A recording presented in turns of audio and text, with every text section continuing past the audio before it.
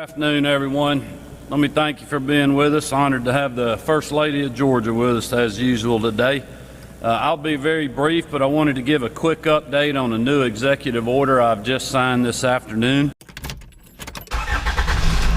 What's going on, Mother Truckers? Big news happening right now for everyone that's driving a truck in Georgia. Governor Brian P. Kemp just gave a executive order for a state of emergency. He writes, the global supply chain has been detrimentally impacted by the pandemic.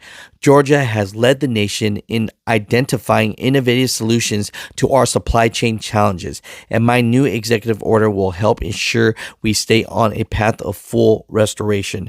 So here's the thing.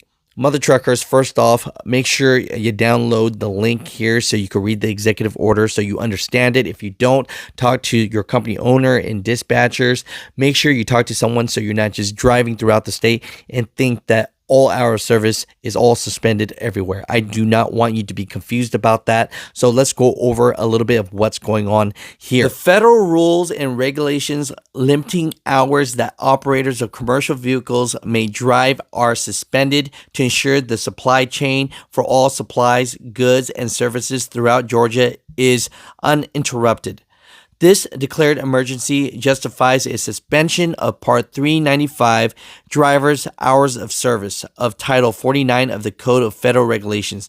The suspension will remain in effect for 30 days or until the emergency condition ceases to exist, whichever less. Basically, if you are doing business as a truck driver in the state of Georgia, the hours of service do not apply to you for 30 days. Now, in this executive order, it states, no motor carrier operating under the terms of this state of emergency will require or allow an ill or fatigued driver to operate a motor vehicle. A driver who notifies a motor vehicle carrier that he or she needs immediate rest will be given at least 10 consecutive hours off duty before being required to return to services. So even though people are going to be driving like crazy in the state of Georgia, well, they're saying you cannot make or force a truck driver that's tired or sick to drive. They got to get their 10 hours of sleep. Now, here's the part of the executive order that's talking about weight, height, and length, okay?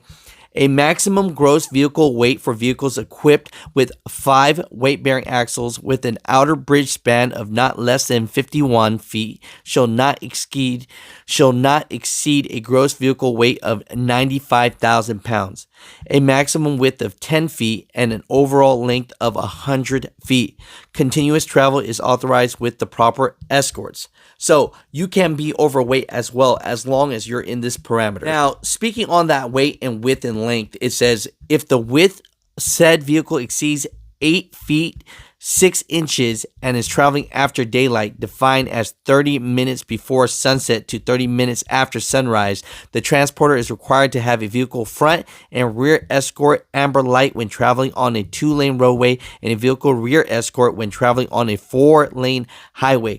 Transporters are responsible for ensuring that they have proper oversized signs, marking flags, and escorts as defined in Georgia Department of Transportation rules and regulations. Now, for all you heavy haulers, look, you're still going to need permits. It says the commercial vehicles operate outside the normal weight, height, and length restrictions under the authority of this state of emergency shall be issued permits by Georgia Department of Public Safety. Now, they do put a disclaimer in here. They say that this executive order does not suspend operations of any state or federal law or regulations except as specifically described herein, nor do the waiver of rules and regulations in this order affect or amend similar rules and regulations waiver for motor carriers or commercial vehicles.